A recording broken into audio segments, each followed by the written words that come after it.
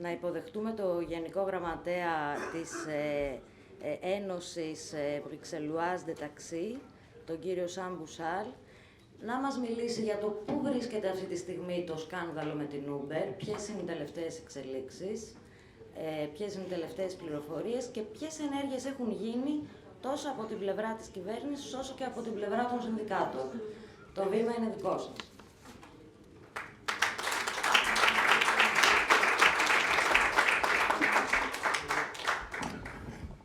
Alors, chers collègues, bonjour à tous et merci à Athènes d'avoir organisé cette conférence.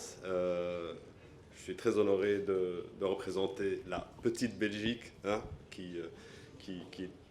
en termes de nombre de chauffeurs de taxi, est peut-être la plus petite ici représentée. Je voudrais aussi en profiter pour remercier tous mes collègues grecs qui, le 8 septembre, n'ont pas hésité à faire la route en voiture pour venir manifester avec nous devant le Parlement européen. Et je voudrais encore leur dire bravo, bravo aussi à tous nos autres collègues de l'Europe qui sont venus à cette manifestation qui a été un grand succès. Voilà. Donc, ceci dit, je vais être très court parce que vous avez beaucoup entendu parler de choses. Je ne vais pas répéter ce qui a été dit. Mon collègue Tito a traité vraiment tous les sujets. Je l'en félicite, hein, avec la fougue et la passion qui est la sienne. Je voudrais juste dire, et je tiens aussi à féliciter le seul homme politique qui reste ici dans la salle avec nous aujourd'hui, monsieur, est-ce qu'on peut me rappeler le nom, votre nom, s'il vous plaît? Nicolaou, je voudrais vous remercier parce que vous êtes resté jusqu'au bout, même si je comprends que les autres mandataires politiques avaient d'autres obligations. Je crois que ça doit être noté, parce qu'effectivement, moi j'ai entendu avec beaucoup d'attention, notamment la dernière intervention, et vous savez, c'est une constante. Uber est apparu en Belgique et à Bruxelles. Bruxelles qui, d'un point de vue symbolique, était très important pour eux. Il était extrêmement important pour Uber de s'installer en Europe parce que ça a une portée vraiment symbolique, étant donné que Bruxelles est la capitale de l'Europe et le cœur de l'Europe. Ils sont arrivés chez nous beaucoup plus tard. Hein, ils sont arrivés chez nous en 2014. À peu près 3 ans après l'Espagne, la France, la Grande-Bretagne.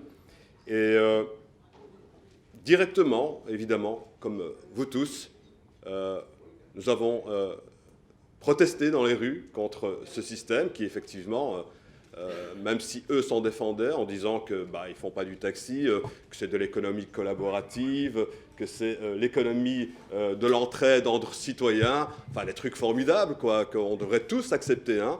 Et en termes de communication, c'est ce qui a le mieux marché auprès de nos politiques et des médias aussi, je dois dire, et du public, puisque quoi de plus merveilleux que l'entraide et l'économie collaborative où les gens s'aident les uns les autres, font du covoiturage, c'est bon pour la planète. Enfin, voilà. Donc c'était le discours politique et médiatique qui nous était vendu. Simplement, l'autre côté qui a consisté à installer, d'un point de vue marketing, cette multinationale américaine, c'est le fait de ringardiser complètement notre secteur en disant que nous étions les ennemis de la technologie, que nous n'aimions pas la technologie et que c'était pour ça qu'on avait peur d'Uber qui était finalement le héros de ce 21e siècle parce qu'il apportait tellement de nouveautés, tellement de choses extraordinaires d'un point de vue technologique. Simplement, la technologie, c'est quelque chose de neutre. Tout dépend de ce qu'on fait de la technologie. La technologie en elle-même, c'est quelque chose de formidable. Hein. Vous avez tous dans vos mains un smartphone. Ça vous sert à beaucoup de choses, hein, à rester en contact avec votre famille. La technologie, c'est quelque chose de formidable. Nous, les chauffeurs de taxi, on en a besoin. C'est bon pour nous, c'est bon pour nos clients. Et nous avons développé, d'un point de vue technologique, beaucoup de choses. Je vous encourage à faire des recherches, puisque, vous savez, j'ai entendu ici même des politiques dire oui, le secteur du taxi doit se moderniser, oui, le secteur du taxi doit se moderniser, mais le secteur du taxi a toujours cherché à se moderniser. Simplement, le secteur du taxi ne peut pas avancer aussi vite qu'une société multinationale qui a des milliards qui la soutiennent et qui ne respecte aucune règle. Chaque fois que nous apportons une nouveauté, nous devons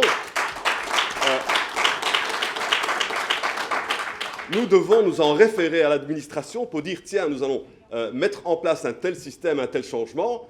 Et vous savez bien, avec la lourdeur de l'administration, parfois ça prend 1 an, 2 ans avant qu'on vous dise ok, le simple fait d'avoir une application taxi qui en 2012 chez nous en Belgique existait, puisque je vous encourage à faire de recherches. Proxy Taxi est une application taxi sur smartphone qui existait avant l'arrivée d'Uber, contrairement au discours que nous ont vendu beaucoup d'hommes politiques et du monde médiatique. Alors, ce qui s'est passé chez nous à Bruxelles, c'est qu'après avoir manifesté, dialogué avec les autorités, que ce soit de l'administration ou du monde politique, en disant écoutez, c'est pas possible, vous avez voté vous-même des lois dans le Parlement, et puis vous savez pertinemment que ces lois ne sont pas respectées sur le terrain, pourquoi n'agissez-vous pas? Alors évidemment, on nous a dit, comme les politiques nous disent souvent, non, non, on est avec vous, on vous comprend, c'est inadmissible, etc., etc. Tout simplement, le temps passait, et plus le temps passait, vous savez, c'est la politique de mettre le pied dans la porte. Hein, on enfonce la porte hein, comme un cow-boy, et puis on met le pied pour qu'on ne puisse plus la refermer. Et c'est finalement installer une politique du fait accompli, hein, remplacer l'état de fait par l'état de droit. Hein, c'est ce qui s'est passé partout en Europe et partout dans le monde. Selon l'adage « too big to fall », eh bien, Uber s'est installé grâce à l'inaction du monde politique qui a laissé, parce que dans l'histoire, je pense, dans l'histoire de l'économie, ça n'existe pas une entreprise qui a pu enfreindre sciemment toutes les lois, toutes les règles aussi longtemps. Ça n'existe pas. Vous pouvez faire des recherches. Avant Uber, personne n'a pu enfreindre tous les jours, aux yeux de tous, la loi sans être inquiété par qui que ce soit. C'est un mystère absolument incroyable. Et donc, après avoir compté sur le monde politique, on s'est rendu compte qu'on ne pouvait compter que sur nous-mêmes. Et donc, comme beaucoup d'entre vous, hein, que ce soit en Espagne, en Italie, aux Pays-Bas, en Angleterre, eh bien, nous sommes allés devant la justice. La justice nous a toujours donné raison. Toujours. Ça nous a coûté beaucoup d'argent parce que nous n'avons pas les moyens de Uber. Et récemment, les plus hautes instances de la justice, puisque la Cour constitutionnelle en Belgique, nous a donné raison après tous les recours que Uber a entrepris. C'est un procès qui a duré 5 ans. Nous l'avons gagné. Eh bien, figurez-vous qu'on n'a pas eu le temps de fêter notre victoire, de goûter notre joie, que le Parlement s'est directement mis au travail pour modifier la loi pour que cette décision de justice n'ait plus aucun effet sur Uber.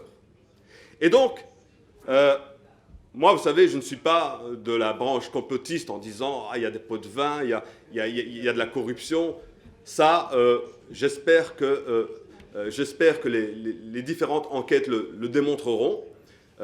Lorsque, avec le président ici présent et d'autres collègues, nous avions rencontré à l'époque les commissaires européens pour nous plaindre de l'implication de l'ex-commissaire Neelie Kroes, qui était à l'époque vice-présidente de la Commission, et c'est un comble, la commissaire à la concurrence.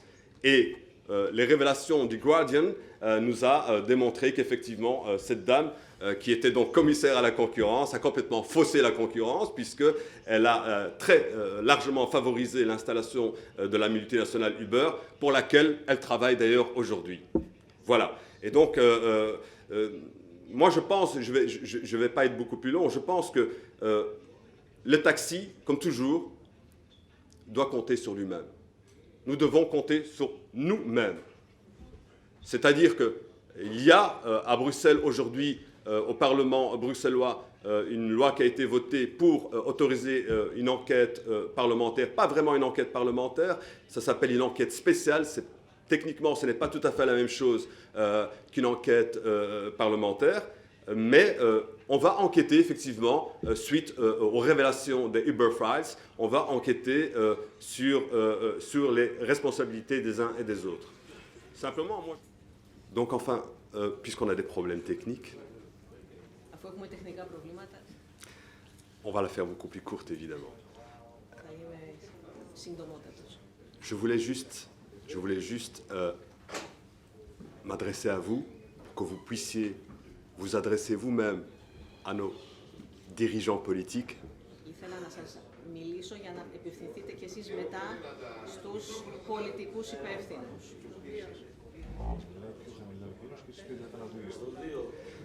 Parce qu'il est important que les organisations syndicales interpellent les politiques, mais il est très important que les travailleurs, que ceux qui sont directement concernés, prennent aussi la peine de prendre leur ordinateur, leur papier, leur bic et d'écrire à leurs dirigeants. Γιατί είναι σημαντικό τα συνδικάτα να απευθύνονται στους πολιτικούς, αλλά ακόμα πιο σημαντικό είναι οι εργαζόμενοι οι ίδιοι να παίρνετε τα στυλό σας στους υπολογιστές σας και να απευθύνεστε κι εσείς στους εκάστοτε υπεύθυνους. Parce qu'au fond, le secteur du taxi, au-delà d'une bagarre de concurrence entre une multinationale et le secteur du taxi, il y a vraiment un problème de modèle de société que nous devons poser. Γιατί εκτός από το θέμα του ανταγωνισμού ανάμεσα σε κάποιες μεγάλες πολυεθνικές και τα ταξί, υπάρχει αυτό το θέμα, αλλά ακόμα πιο ευρύ είναι το θέμα του κοινωνικού μοντέλου που θέλουμε να ακολουθήσουμε και να έχουμε. Parce que maintenant, on a réussi à convaincre, je pense, un certain nombre de responsables qu'au fond, le secteur du taxi n'est que le laboratoire de l'ubérisation. Γιατί τελικά ο τομέας του ταξί είναι κάτι σαν εργαστήρι του Uber και γενικώς του Uber στην κοινωνία γενικώς. Et que ce système, s'il est accordé, s'il est validé par l'ensemble de la classe politique, eh bien, il sera appliqué à l'ensemble des travailleurs. Γιατί αν αυτό το σύστημα επιβεβαιωθεί από τους πολιτικούς γενικώς, θα αρχίσουν να το βάζουν και σε άλλους τομείς κοινωνικούς. Et le seul moyen pour Uber de survivre, parce qu'à présent, il y a un gros problème que Uber n'a pas mesuré, c'est l'incroyable résistance du secteur du taxi. Γιατί θα δούμε αν μπορέσει το Uber να επιβιώσει, γιατί αυτό που δεν έχει υπολογίσει το Uber είναι η αντίσταση και η δύναμη του τομέα του ταξί. Parce que pour eux, et vous le savez bien, en tout cas nous on le sait, ils existent depuis 13 ans. En 13 ans, ils ont montré que c'était un modèle économique qui ne marche pas. Γιατί εκείνοι υπάρχουν μόνο εδώ και 13 χρόνια και αποδείχτηκε ότι το μοντέλο που ακολουθούν δεν λειτουργεί. C'est un modèle social qui ne marche pas non plus. Και ακόμα και ως κοινωνικό μοντέλο δεν λειτουργεί. Alors nous demander à nous de nous inspirer de la formidable technique et de la technologie de Uber, ok pour ce qui concerne leur application, parce qu'il faut reconnaître qu'elle est très bien faite. Γιατί εντάξει, μπορούμε να εμπνευστούμε από τα δικά τους τα τεχνολογικά στοιχεία, γιατί όντως η πλατφόρμα τους λειτουργεί πολύ καλά και είναι πολύ καλοφτιαγμένη.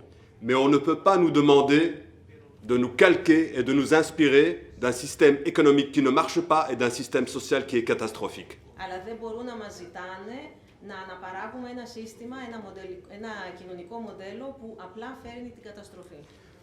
Voilà, je vais m'arrêter là parce que sinon ça va être trop compliqué et trop long.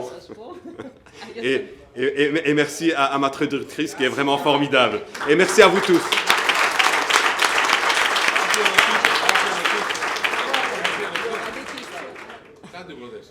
Ωραία, να κάνω εγώ τη δική μου, γιατί δεν το άκουσα. Είμαστε κοντά σε ένα Ευρωπαϊκό Συμβούλιο Ταξί.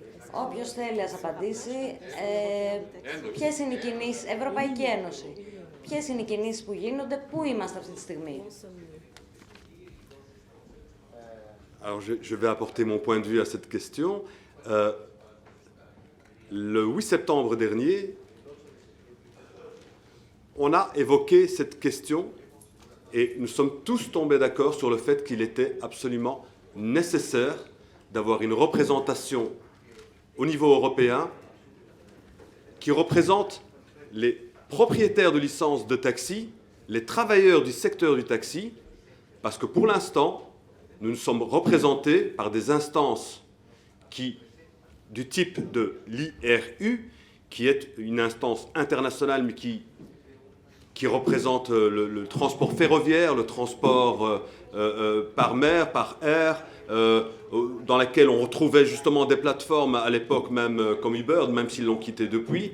Et donc, on ne peut pas estimer que ces instances, aussi honorables soient-elles, nous représentent et représentent nos intérêts. Donc, de mon point de vue, oui, il faut construire un outil qui nous serve à avoir du poids au niveau international.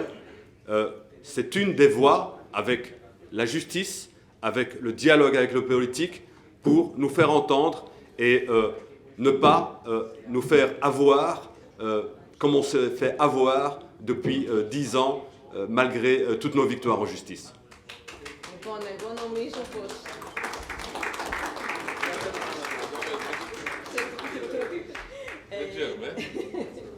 Στις 8 Σεπτεμβρίου είχαμε μια συνάντηση στην οποία συμφωνήσαμε όλοι. Στις 8 Σεπτεμβρίου είχαμε μια συνάντηση στην οποία συμφωνήσαμε όλοι ότι πρέπει οπωσδήποτε να έχουμε έναν τρόπο να μας αντιπροσωπεύουν εμάς ως ιδιοκτήτες και ως εργαζομένους στον τομέα του ταξί, γιατί για την ώρα έχουμε μόνο την IRU που αντιπροσωπεύει και άλλα μέσα και βέβαια και το Uber στην αρχή και μετά φύγανε, αλλά χρειαζόμαστε οπωσδήποτε κάτι που να είναι ειδικά για τον τομέα μας. Γιατί χρειαζόμαστε ένα εργαλείο σε διεθνές επίπεδο για να μην την πατήσουμε όπως την έχουμε πατήσει και στο παρελθόν.